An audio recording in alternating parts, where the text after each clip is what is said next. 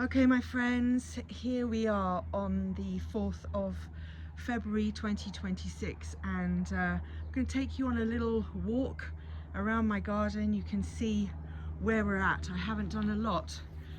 This is just the beginning of being out in the garden. So I've cut back the herbs in the herb garden, including that sage which was overgrowing itself. There's my propagating bench outside the greenhouse with a lot of box ball. It's not box ball, but it's something else I'm going to use instead of box ball this year. So this is my rose garden. The roses are a bit asleep, they've been cut back. Here's the Victorian bed which we planted made at the end of last year. It's going to have beautiful annuals in it. And my cottage garden, we've just brought all the roses, or trimmed all the roses back and tied them in. So this should be a beautiful pergola this year.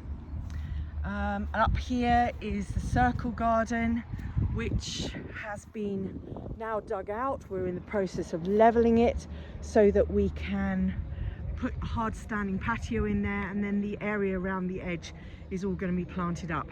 Not there yet, but work in progress.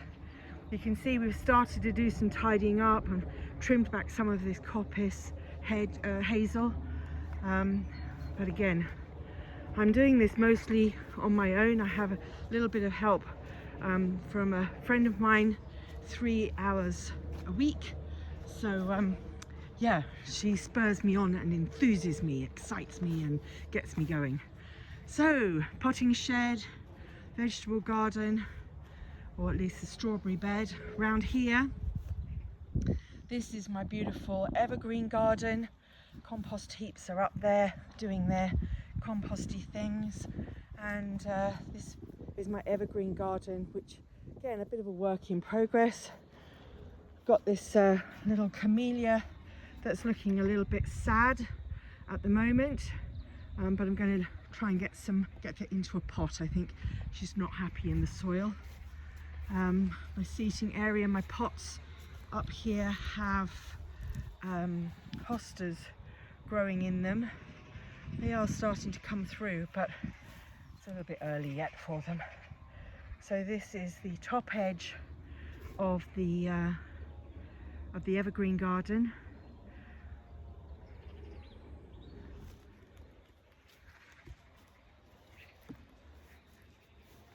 My spiral. This is where we're going to have topiary all along this edge here.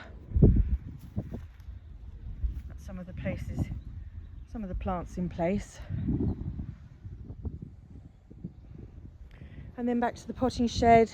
Up here is my vegetable garden, looking very untidy on the edge of winter. That'll be tidied up in the next few weeks. Big greenhouse, still needs a bit of glass putting in it. Here is my rhubarb hedge and the beginning of the pond garden, which I'll take you around to now.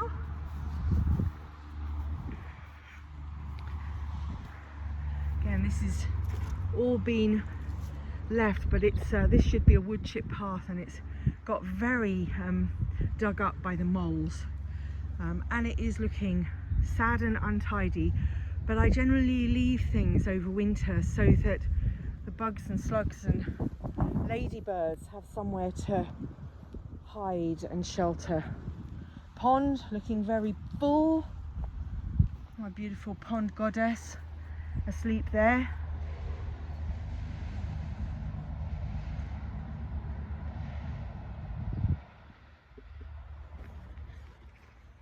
The deer seem to have had a bit of a field day with my forsythia hedge that I put together. Planted up some sticks down here, so I'm going to need to do something a little more robust for her. Just walking around here, you'll see there's an area There's a few trees in here, but it's all got a little bit on the overgrown side. We've got beautiful snowdrops and the dead hedge and all this area in front of the compost heap where we are nurturing wildlife. This is my asparagus beds. These are my asparagus beds, a bit overgrown. The one on the left has some crowns in it, but I don't know whether they're going to actually come true because they looked a bit sad and old when I put them in. So I've got some seed to sow in a short while. This is my orchard. Haven't yet got around to doing anything with that, but I will do at some point. And then down here, some very exciting things unfolding. These sticks mark the edge of a new garden called the Prairie Garden. I'm going to do prairie planting in this area here around where the picnic bench is. This is a willow fedge and arch that we put in the end of last year, and the netting is just to protect it from the deer. So down here, this will all be done, but it's not there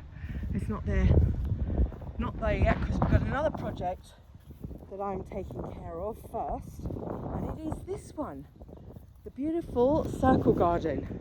Doesn't look like much at the moment, just looks like a big muddy mess, but that's where we'll have the hard standing, and through the arch there is the rose garden on the right and the cottage garden on the left. Watch this space, I'll show you some more next month.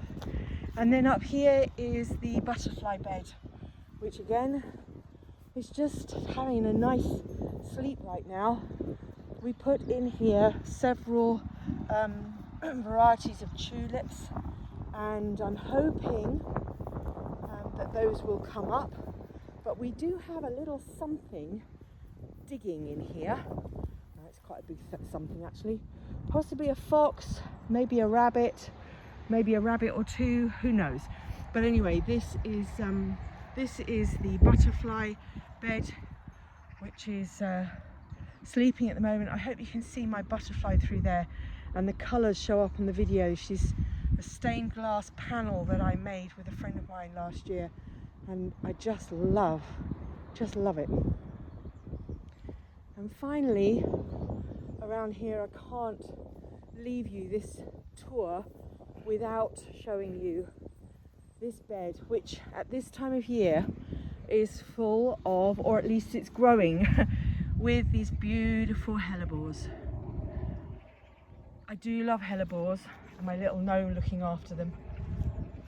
I do love hellebores. They are such glorious little jewels in what is otherwise quite a gloomy, mucky, sludgy landscape at this time of year. But look at that, so beautiful. And we're creating a bit of a log pile hedge area here, and it is for the hedgehogs, particularly for hedgehogs. I really want to encourage them into the garden. So hedgehogs, there's another little hellebore, look, just showing its face for the first time ever. So I'm loving this. It's beautiful. I think it's a Daphne. Look at that. Yeah, just flowering. So